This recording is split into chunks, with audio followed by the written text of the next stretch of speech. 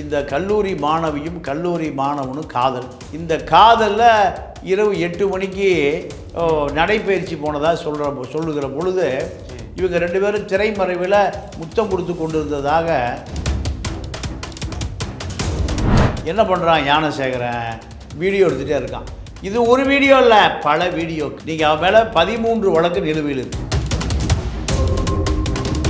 இவனுக்கு இது தாய் வீடு. எது? இந்த அண்ணா பல்கலைக்கழகம் தாய் வீடு. அது வாயில் காப்பவனுக்கு தெரியும், வாட்ச்மேனுக்கு தெரியும், பேராசிரியர்களுக்கும் தெரியும்.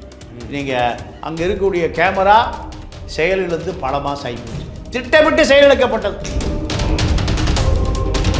அண்ணாமலை சாட்டையில் அடிக்கிறேன், சவுக்கில் அடிக்கிறேன், செருப்பு போட மாட்டேன், விளக்கு மாத்தில் அடிச்சுக்கிறேன்.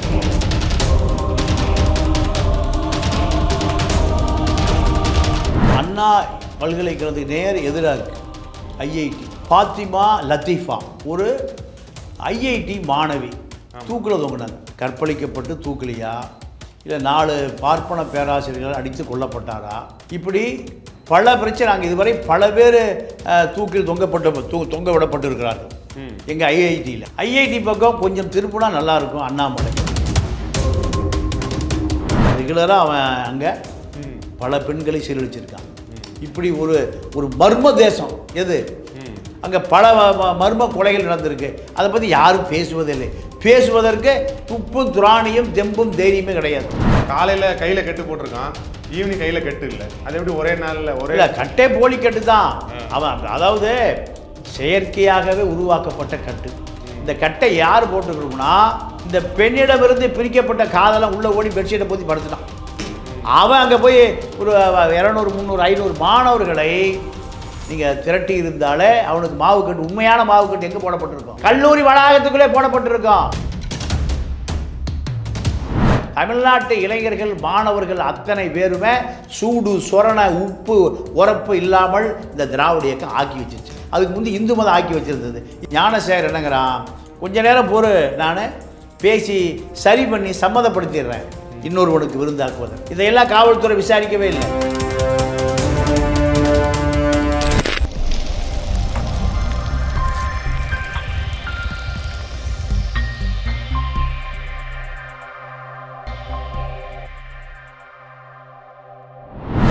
இந்தியாவில் பார்த்தீங்கன்னா ஒரு வருஷத்துக்கு கிட்டத்தட்ட பல லட்சக்கணக்கான பெண்கள் வந்து வன்கொடுமைக்கு ஆளாகிறாங்க, கற்பழிக்கப்படுறாங்கன்னு டேட்டாவே சொல்லுது இல்லையா?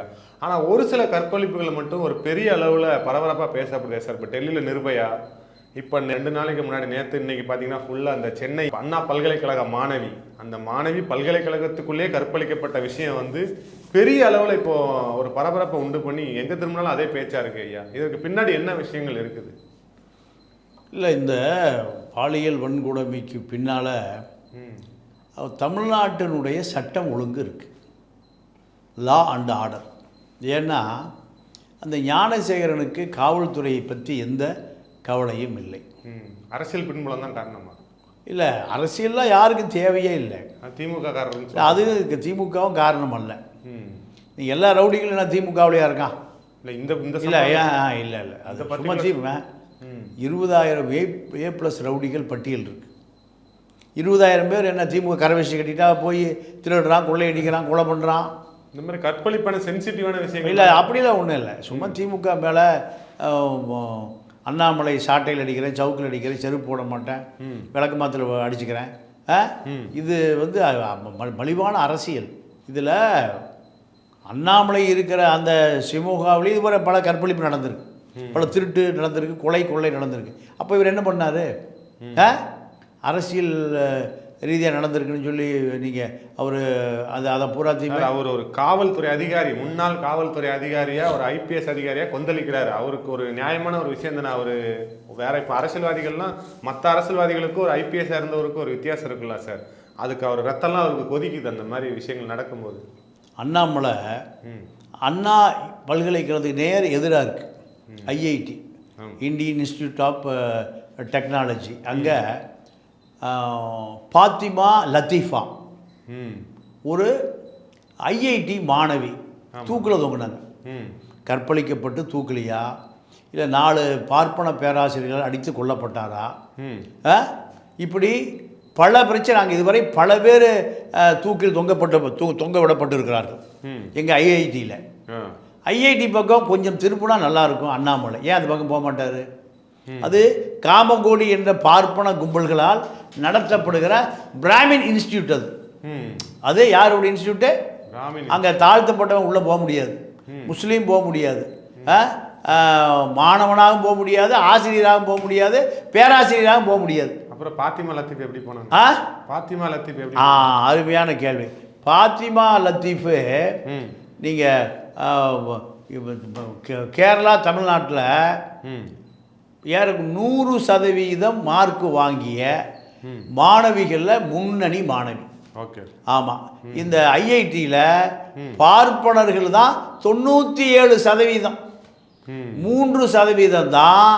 நீங்கள் 3% அனுமதி கொடுக்கலைன்னா அந்த ஐஐடி இழுத்து மூடிடலாம் நாம்ஸ் படி.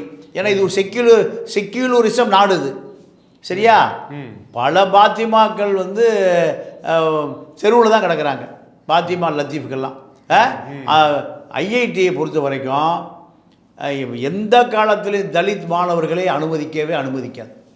தலித் பேராசிரியர்கள் உள்ளே போக முடியாது. அப்போது இப்படியான இங்கே பாத்திமா லத்தீஃபுடைய நியாயமான விசாரணையை காவல்துறை அதிகாரி உள்ளே போய் எந்த பார்ப்பன பேராசிரியரையும் கைது செய்ய முடியாது. அப்படி கைது செய்தால் யார் கமிஷனராக இருந்தாலும் அந்தமானில் இருப்பார், இல்லை நிக்கோபார் தீவில் தான் இருப்பார். இப்படி ஒரு மர்ம தேசம் எது. அங்கே பல மர்ம கொலைகள் நடந்திருக்கு. அதை பற்றி யாரும் பேசுவதில்லை. பேசுவதற்கு துப்பும் துராணியும் தெம்பும் தைரியமே கிடையாது. நீங்கள் தமிழ்நாட்டு அரசியல் எப்படி ஆண்மை இல்லாமல் போச்சோ, நீங்கள் அந்த அங்கே படிக்கிற மாணவர்களுக்கும் ஆண்மையே இல்லை. எப்படின்னா, இந்த கல்லூரி மாணவியும் கல்லூரி மாணவனும் காதல். இந்த காதலில் இரவு 8 மணிக்கு நடைபயிற்சி போனதாக சொல்லுகிற பொழுது இவங்க 2 பேரும் திரைமறைவில் முத்தம் கொடுத்து கொண்டிருந்ததாக அவன் ஸ்டேட்மெண்ட் சொல்கிறான். அப்போது இறுதிப்படுத்தப்பட்ட தகவல். அப்போது இந்த ஞானசேகரன் என்ன பண்ணுறான்? ஞானசேகரன் வீடியோ எடுத்துகிட்டே இருக்கான். இது ஒரு வீடியோ இல்லை, பல வீடியோக்கள். நீங்கள் அவன் மேலே 13 வழக்கு நிலுவையில் இருக்குது. மகாபலிபுரத்தில் இதே போல் கற்பழிப்பு கேஸு, பாலியல் கேஸு, பல கேஸு நிலுவையில் இருக்குது. இவனுக்கு இது தாய் வீடு. எது? இந்த அண்ணா பல்கலைக்கழகம் தாய் வீடு. அது வாயில் காப்பவனுக்கு தெரியும், வாட்ச்மேனுக்கு தெரியும், பேராசிரியர்களுக்கும் தெரியும். நீங்கள் அங்கே இருக்கக்கூடிய கேமரா செயலிழந்து பல மாதம் ஆகிப்போச்சு. திட்டமிட்டு செயல் இழக்கப்பட்டது. அப்போ இதன் பின்னணியில் யார் இருக்காங்க? பின்னணியில் கண்டுபிடிக்க வேண்டியது காவல்துறை. காவல்துறை தான் கண்டுபிடிக்கணும். இப்போ அந்த ஞானசேகர் என்னங்கிறான், கொஞ்ச நேரம் பொறு, நான் பேசி சரி பண்ணி சம்மதப்படுத்திடுறேன் இன்னொருவனுக்கு விருந்தாக்குவதற்கு. இதையெல்லாம் காவல்துறை விசாரிக்கவே இல்லை. ஆனால் ஃபோன்லேயே பேசலை. இல்லை, அதாவது அந்த பொண்ணு அந்த இடத்துல இருந்ததா? கமிஷனர் அந்த இடத்துல இருந்தாரா?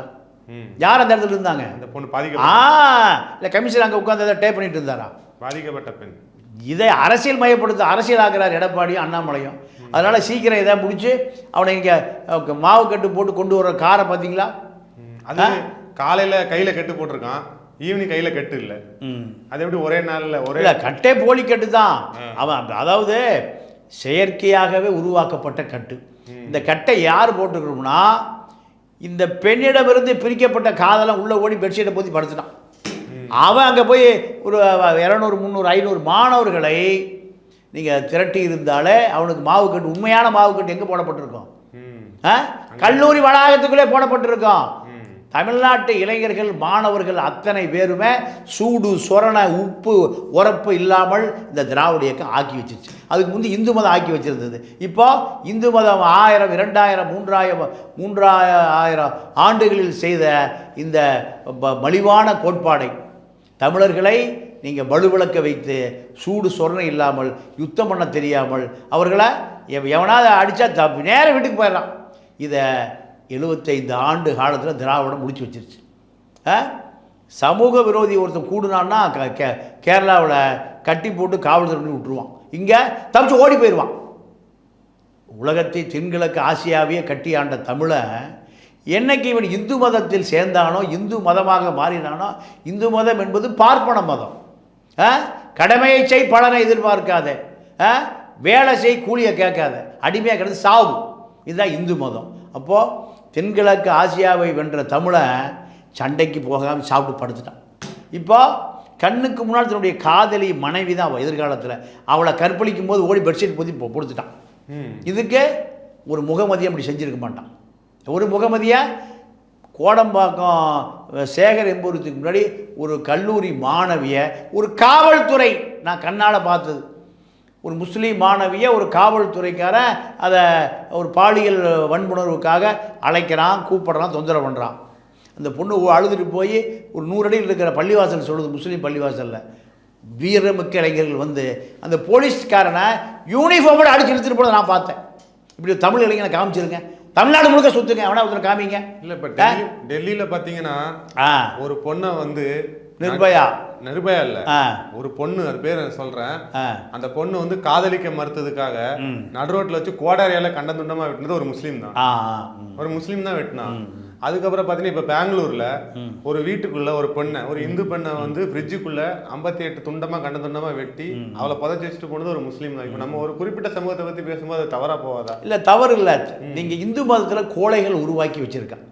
நீங்க காஷ்மீரில் ஒரு 7 வயசு பொண்ணை, முஸ்லீம் பொண்ணை 1 வாரம் அடைச்சி வச்சு கற்பழிக்கிறான்னா அதாவது நீதிமன்றத்தில் போராடக்கூடிய வழக்கறிஞர்களும் அதுக்கு ஆதரவாக இருக்கான்னா மிருகங்களை பேசித்தான் ஆகணும், இந்து மதத்தை பேசித்தான் ஆகணும்.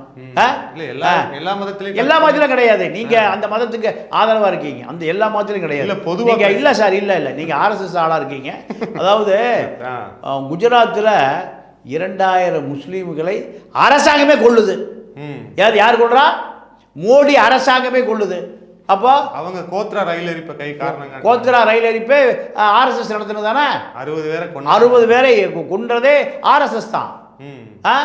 இதை ஆய்வு செய்து குறும்படம் எடுத்து செத்து போயிட்டான். காந்தியவே உங்களால் ஏற்றுக்க முடியலையே. உங்க மாதிரி RSS ஆட்கள் காந்தியவே ஏற்றுக்கொள்ள முடியலையே. அதனால கோமலம் தான் மிச்சம் வச்சிருந்தார். ஏதாவது இருந்துதா? இந்த கோமலம் வச்சிருந்தவனே உங்களால் ஏற்றுக்கொள்ள முடியலையே. பதில் சொன்னா இப்படி சொல்லிருந்தீங்க. பதில் இல்ல, உங்களுடைய அரசியல் அறிவே அப்படித்தான் இருக்கு. அந்த ஓடி போய் பெட்ஷீட் போய் படுத்துக்கிட்டான்ல பையன், அதே அறிவு தான் உங்களுக்கு இருக்கு. அவன் அங்க கல்லூரி ஹாஸ்டல்ல விடுதியில் 500 மாணவர் இருந்திருக்கான். உங்களை சூடு சொரணை இல்லாமல் ஆக்கியது இந்து மதம் தான். அப்ப இந்த ஞானசேகரன் இருக்கான்ல, அவனுக்கு வந்து 3 பொண்டாட்டி. அவன் வீட்டில் பார்த்தீங்கன்னா கிறிஸ்துமஸ் ஸ்டார் தொங்குது. அப்போ ஒரு கிறிஸ்தவனா இருக்கலாம்ல? இல்லை, அதாவது தமிழனாக மட்டும்தான் இருக்கான். தமிழனை வீரன் இல்லை, அவனை ஆமாம் இந்துவாக என்னைக்கு அவன் மாறினானோ, என்னைக்கு அவன் திராவிடனாக மாறினானோ, இரண்டும் அவனை சேர்ந்து என்ன ஆகி போச்சு, கோளை ஆக்கி அவனை கொண்டு போய் எங்கே வச்சிருக்கு. உண்மையாக அவன் கல்யாணம் பண்ணி மனைவியை ஒருத்தன் கற்பழிச்சா கூட ஓடி போய் படுத்துக்குவான், படுத்துட்டு வேற முன்னாடி கட்டிடுவான். அப்போ இந்த விஷயம் கேரளாவில் நடக்க முடியாது, கர்நாடகா நடக்க முடியாது, ஆந்திரா நடக்க முடியாது. மார்வாடி பையன் இருக்கான்ல, ஹிந்திக்கார பையன், அவன் பூரா ஒரு ஐடியில் வேலை பார்த்தானுங்க. அந்த நிறுவனம் மூடிட்டு கொடுக்க முடியாது, போடான்னு விரட்டிட்டான். அந்த நிறுவன முதலாளியை முற்றுகை 3 நாளாக முற்றுகையிட்டான். போலீஸு பிடுங்க கூட முடியல. போலீஸ் ஏன் எங்களெல்லாம் கொண்டுட்டு போய் அவனை காப்பாற்றுட்டானுங்க. நான் இதெல்லாம் நேராக பார்த்த செய்தி. ஆமாம், மராட்டிக்காரன், பூரா மராட்டிக்காரன், பீகாரி, யூபிக்காரன், படித்த இளைஞன், பால் தாக்கரே வம்சம். என்ன பண்ண அவன், எங்களை கொண்டுட்டு போய் அவனை நீ காப்பாற்று, எங்களுக்கு 6 மாத சம்பளம் கொடுக்கணும். ஒரு 200 இளைஞன் படுத்து கிடந்தான் எங்க கிண்டியில். அரசு ஒன்றுமே பண்ண முடியல, போலீஸ் ஒன்றுமே பண்ண முடியல. நம்மளால் 500 ரூபா கொடுத்தா போலீஸ்காரன் எதை வேணால் செய்வான். போதையில் போட்டு வரணும், வாயை போகுது, 500 கொடுத்தா தப்பிச்சு போயிடலாம். 1000 ரூபா கொடுத்தா காரில் சரக்கோட வரலாம், தப்பிச்சு போயிடலாம். கஞ்சா எப்படி இத்தனை மூட்டை வருது தமிழ்நாட்டுக்குள்ளே, காவல்துறை தெரியாமையே வருது. அதனால் அத்தனை தவறுகளுக்குமே காரணம் நீங்கள் இந்த ஞானசேகரனை பொறுத்த வரைக்கும், ஞானசேகரன் குற்றவாளியாக மாறி 13 வழக்குகளை நிலுவையில் வச்சுருக்கான்னா காவல்துறை தான் காரணம். இந்த ஞானசேகரன் தொடர்ந்து இது போன்ற பாலியல் வல்லுறவுகள் செய்ததுக்கு எந்த வழக்கிலும் அவன் தண்டிக்கப்பட்டு சிறையில் போய் தண்டனை அனுபவிச்சிருந்தான்னா அவன் 13 வழக்குக்கு 13 வருஷம் ஆயிருக்கும். வெளியே வரும்போது அவனுக்கு 50 வயசு ஆயிருக்கும். இல்லை 3 பொண்டாட்டி இருந்துகிட்டுமே ஒருத்தர் இவ்வளோ இல்லைங்க, காவல்துறையில் அவனுக்கு நடவடிக்கை இல்லை 30 பொண்டாட்டி வச்சுக்குவான், 30 பொண்டாட்டியும் வச்சுக்குவான். அப்போ இதுதான் அவனுக்கு முழு நேர வேலை, முழு நேர வேலையே இதுதான். பிரியாணி கடை. அப்போ காவல்துறை இங்கு வலுவிழந்து போய்விட்டது. நீங்கள் நீதிபதியாக வந்து தேடி போய் குற்றவாளி பிடிச்சி கொண்டு ஜெயிலில் போடுவார் இல்லை, காவல்துறை தான் செய்யணும். அப்போ காவல்துறை தகுதி இழந்ததுனால தான் A+ ரவுடிகள் 20,000 பேரை தமிழ்நாடு காவல்துறை பட்டியல் வச்சிருக்கு. எவ்வளோ பேர்? 20,000 பேர். A+ 2,000 பேர். அதாவது கொலை வழக்கு 10 நிலுவையில் இருக்குது, 10 கொலை வழக்கு முயற்சி 10 வழக்கு நிலுவையில் இருக்குன்னா அப்போ காவல்துறை தான், காவல்துறை தான் முழு பொறுப்பு. காவல்துறைக்கு தான் இந்த குற்றவாளிகளை உருவாவதை ஐரோப்பா நாடுகளில் பூரா 2 கேஸுக்கு மேலே வந்து நான் காலில் ஒரு சிப்பு வச்சு தைச்சி விட்டாரான். இவன் எங்கே இருக்கான் என்ன பண்ணுறான்னு கண்காணிச்சிட்டே இருக்கான் காவல்துறை. இங்கே 25 வழக்குன்னு சொன்னால் காவல்துறையை கலைச்சிட்டே போயிடலாம், காவல்துறையை கலைச்சி விட்டே போயிடலாம். இப்போது அந்த வளாகத்துக்குள்ளே போய் ஒரு யூனிவர்சிட்டிக்குள்ளே நம்ம ஈஸியாக நுழைய முடியாது இல்லையா, இவ்வளோ செக்யூரிட்டி ஃபோர்ஸஸ் இருக்கும். அவன் அசால்ட்டாக உள்ளே போய் இவ்வளோ பெரிய ஒரு கொடூரமான சம்பவத்தை செய்கிறான் அப்படின்னா எத்தனை நாள் அதை நோட்டம் போட்டு விட்டுருப்பான். அந்த இடம் நோட்டமெல்லாம் ரெகுலராக அவன் பண்ணுறான். நீங்கள் நோட்டமெல்லாம் வந்து இப்போ ரொம்ப ரிஸ்க் எடுத்து கஷ்டப்பட்டு ரெகுலராக அவன் அங்கே பல பெண்களை சீரழிச்சிருக்கான். அதுக்கு விசாரணை நீளாமல் உடனடியாக எடப்பாடி ஆதரவில், அண்ணாமலை ஆதரவில், அத்தனை பேருடைய ஆதரவில் தான் அரசு சீக்கிரம் முடிச்சிக்கிச்சு. இவர்களெல்லாம் போய் அங்கே ஆர்ப்பாட்டம் பண்ணலைன்னா, அண்ணாமலை அங்கே போய் சவுக்கில் அடிக்கலை, செருப்பில் அடிக்கலை, விளக்கு மாத்திரை அடிச்சுக்கலைன்னா விசாரணை கண்டிப்பாக துரிதமாக்கப்பட்டிருக்கும். இது அண்ணாமலை போராடுறாரு, எடப்பாடி போராடுறாரு, ஜெயக்குமார் போராடுறாரு. வழக்கு சீக்கிரம் முடிச்சு இந்த பிரச்சனைக்கு முற்றுப்புள்ளி வைக்கணும்னு தான் அரசு எஃப்ஐஆர் கூட சரியாக போட தெரியாமல் அந்த பெண்ணை நீங்கள் மாதவிடாய் சமயங்க வரை கண்டுபிடிச்சி வழக்கை சீக்கிரம் முடிச்சு அந்த காரு ஒரு போலீஸ் ஜீப் அல்லது அவனை அந்த சீட்டை பார்த்தாலே தெரியுது சொகுசு கார். அப்போ சீக்கிரம் வழக்க முடி அழுத்தம், அரசியல் அழுத்தம் காரணமாக வழக்கு முடித்து வைக்கப்பட்டிருக்கிறது. இதில் எடப்பாடியும் நடிக்கிறாரு, அண்ணாமலையும் நடிக்கிறார். ஸோ இப்போ இந்த அதிமுக ஆட்சியில் பொள்ளாச்சி பாலியல் பலாத்கார சம்பவம் பெரிய அளவில் பேசு பொருளாச்சு, அது எதிர்கட்சிகள் வந்து பெரிய அளவில் அரசியல் பண்ணாங்கல்ல, அதே மாதிரி இப்போ இதை பயன்படுத்திக்கிட்டாங்களா? அதே தான் திமுக திராவிட இயக்கமே அடித்து விரட்டப்பட்டு அழிக்கப்பட வேண்டிய இயக்கங்க. நீங்கள் அப்போ அதை தானே அண்ணாமலை செய்கிறார், அதை நீங்கள் பாராட்டத்தானே செய்யணும். இல்லை, அண்ணாமலை வந்து அதிமுக திமுக இரண்டையும் விட பெரிய அதிமுக திமுக. நான் தான் அப்படியே சொன்னேன்ல, பாத்திமா லத்தீஃபா அங்கே போயிருக்கலாமே, பல இடங்களில் பல பெண்கள் நிறைய நடந்தது. அப்போ அண்ணாமலையை பொறுத்த வரைக்கும் அவர் ஒரு ஆர்எஸ்எஸ்ஸால் பயிற்றுவிக்கப்பட்டு பிஜேபியால் பதவி கொடுக்கப்பட்டு களத்தில் இறக்கப்பட்ட ஒரு சங்கி. ஆர்எஸ்எஸ்ஸின் கைக்கூலி. ஆர்எஸ்எஸ்ஸில் கைக்கூலி இல்லாமல் அந்த பதவிக்கு வர முடியாது. ஆர்எஸ்எஸ்ஸால் உருவாக்கப்படாமல் ஆளுநர் ரவி உட்பட, பிரதமர் மோடி உட்பட இந்த பதவிக்கு வர முடியாது. அப்போது இவர்கள் சனாதனம், சாதி இப்படியே இருக்கணும், அடிச்சுட்டே சாகணும், அதுதான் இந்து மதம். சாதி தான் எல்லாத்துலயும் இருக்குது, எல்லா மதத்திலும் இருக்குது. எந்த மதத்திலும் கிடையாது சாதி. இஸ்லாம்ல சியா, இன்னைக்கு ஆப்கானிஸ்தான்ல இல்ல சியா. சரி, தமிழ்நாட்டில் பேசிங்கன்னா நீங்க ஐரோப்பா கடைசிக்கு போயிட்டீங்க. இந்தியா நம்ம இந்தியாவில் பேசுவோம். இஸ்லாம் மதம் அவங்க இல்லைங்க ஐயா, அவங்க சிறுபான்மையா இருக்கிறதுனால நமக்கு பிரச்சனை வந்துடக்கூடாது, அந்த சண்டை பெருசா தெரியுது இல்லை. இல்லைங்க, நீங்க பாத்தீங்கன்னா கிறிஸ்தவ மதத்திலேயே ஒரு பேராயர் போராடுறாரு. 10,000 தலித்து வந்து 10,000 பேராயர்களில் 3 தலித் பேராயர்கள் தான் இருக்கிறாங்க. இன்னைக்கு பார்த்தீங்கன்னா ஒவ்வொரு ஏரியாக்குள்ளேயும் தலித்து சர்ச் இருக்குது, வன்னியர் சர்ச் இருக்குது அப்படிங்கிறாங்க. எல்லா மதத்திலையும் அது இருக்கிறத பொதுவாக ஏற்றுக்க. இல்லை இல்லை இல்லை, உங்களுக்கு அப்போ இந்து மதத்தை பற்றியும் தெரியல, கிறிஸ்துவ மதத்தையும் பற்றி நடந்ததை சொல்கிறேன். முஸ்லீம் மதத்தை, அதாவது நீங்கள் ஒரு முஸ்லீம் அனாதை பணம் கிடந்து உலகத்தில் எங்கேயுமே பார்க்க முடியாது. 5 நிமிஷத்தில் 50 முஸ்லீம் வந்துடுவான், வந்து தூக்கிட்டு போயிடுவான். ஆனால் இங்கே இந்து மதத்தை செத்து போனவனா காக்கா திங்கும், நரி திங்கும், எலி திங்கும். கடைசியில் யார் எடுத்துகிட்டு போவா? யார் எடுத்துகிட்டு போவா சொல்லுங்கள்? முனிசிபாலிட்டி எடுத்துகிட்டு போ.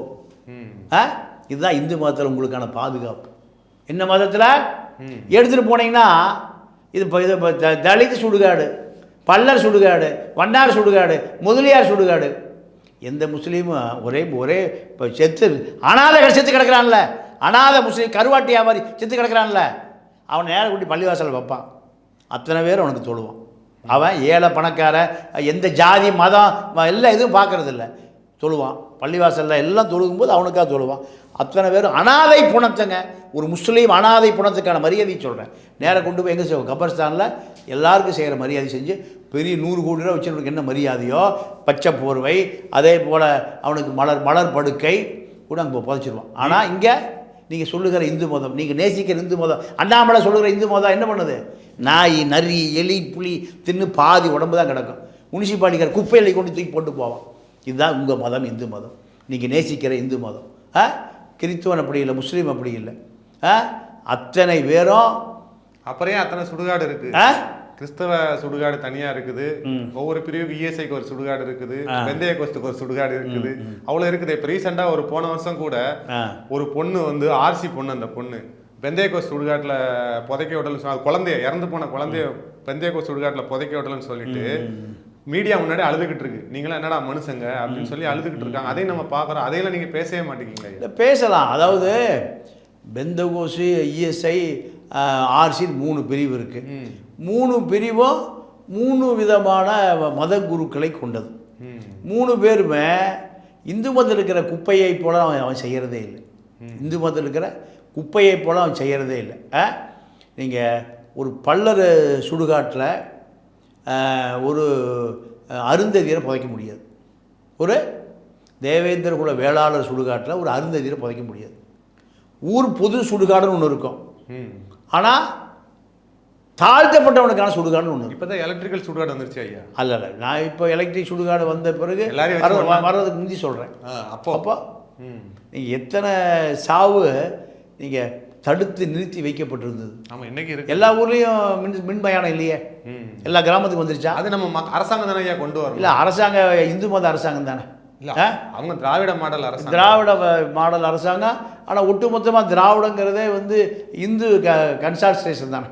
அப்போது நீங்கள் மதம் என்பது திராவிடங்கிறது ஆட்சி, மதம் என்பது இந்து தானே. நீங்கள் எல்லா இடத்துலையும் மின்சார சுடுகாடு வந்துருச்சா? இல்லை. கவர்மெண்டோட அரசோட கடமை இல்லை, அரசோட கடமை இல்லை. சரிங்க, பிஜேபி ஆளுகிற மாநிலத்தில் வந்துருச்சா? இல்லை, நம்ம இங்கே தமிழ்நாடு தான். நீங்கள் இப்போ தானே சொன்னீங்க ஆப்கானிஸ்தான் பற்றி. இல்லை, பிஜேபி இந்தியா முழுக்க இருக்குல்ல, தேசிய கட்சி. தேசிய கட்சி இருக்கிற எல்லா மாநிலங்களும் வந்துருச்சானா? வரல. ஒரே நாடு ஒரே சுடுகாடு வரும். அப்போ பிஜேபி என்பது சாதி சனாதனம் அப்படியே இருக்கணும், சாதி கட்டமை இருக்கணுங்கிறது பிஜேபி. ஆனால் சாதி கட்டமைப்பை ஒழிக்கணுங்கிறதா பெரியாரே இயக்க ஆரம்பித்தார். ஆனால் பெரியார் பேரில் சொல்லிட்டு தானே இந்த அரசாங்கமே நடந்துகிட்டு இருக்கு. இல்லை, பெரியாரை ஏமாற்றுவதற்கு அண்ணா ஆரம்பித்தது தான் அந்த திமுக. அப்படி சொல்லாதீங்க, அதுதான் உண்மை. நிறைய பேர் தெரியறதில்லை, நுனிப்புள்ள மேய்ஞ்சிட்டு அரசியல் பேசுகிறான்.